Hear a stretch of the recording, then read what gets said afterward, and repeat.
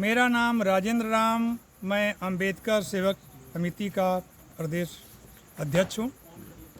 और ये जो कार्यक्रम हुआ था वो अंबेडकर सेवक समिति के तत्वाधान में आयोजित था। और इसमें कार्यक्रम में डॉक्टर भीमराव अंबेडकर के जीवन और कार्यों पर लोगों ने अपना विचार व्यक्त किया। कितना रहा इनका योगदान संविधान के मामले में? डॉक्टर भीमराव अंबेडकर का योगदान शब्दों में बांधना मुश्किल है। वो एक देशभक्त थे, समाज सुधारक थे, विद्वता थे। उनके पास मल्टी डायमेंशनल पर्सनालिटी के व्यक्तित्व वाला थे।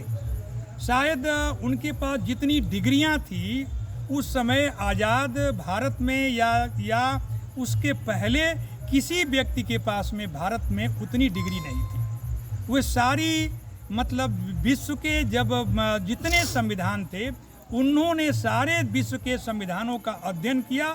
उसके बाद में भारतीय संविधान की रचना की। तो उनका बहुत बड़ा योगदान रहा है। अमेरिकन जयंती क्यों ऐसे ही बनाते हैं, बाकी नहीं मानते, ऐसा क्यों? एक्चुअली यदि कहा जाए कि चूँकि महार जात या जिसको यूपी में चमार कहते हैं उसे ही महाराष्ट्र में महार कहते हैं। जाति पेशा जो हमारा था उनका था, तो वो हमारे जाति के पूर्वज थे तो हम मनाएंगे उनके। चूँकि राम थे तो जितने क्षत्रिय वर्ग हैं रामनवमी मनाते हैं। और जितनी जाति में जो लोग पैदा हुए तो डॉक्टर भीमराव अंबेडकर एक दलित के घर पैदा हुए, इसलिए हम लोग प्रतिवर्ष पूरे हिंदुस्तान के करीब 30-35 करोड़ जो दलित हैं उनको ईश्वर मानते हैं, भगवान के अवतार मानते हैं।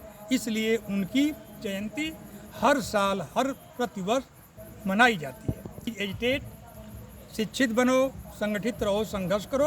तो जो उन्होंने अंबेडकर ने शिक्षा दिया उसी शिक्षा को प्रसार के लिए ये जयंती और सेमिनार का आयोजन हुआ है।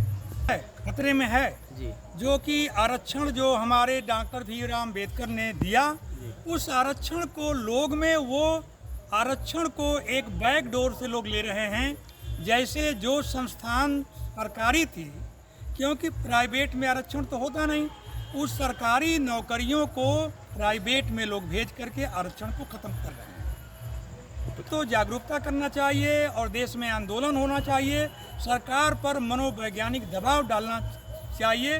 बैक डोर से धीरे धीरे यदि बीजेपी सत्ता में आती है तो बहुत कुछ आशंका है जो दलित को, जो माइनॉरिटी के लोग हैं, जो मुस्लिम के लोग हैं, कि बीजेपी तीसरी बार यदि सत्ता में आती है तो संविधान के साथ छेड़छाड़ हो सकता है।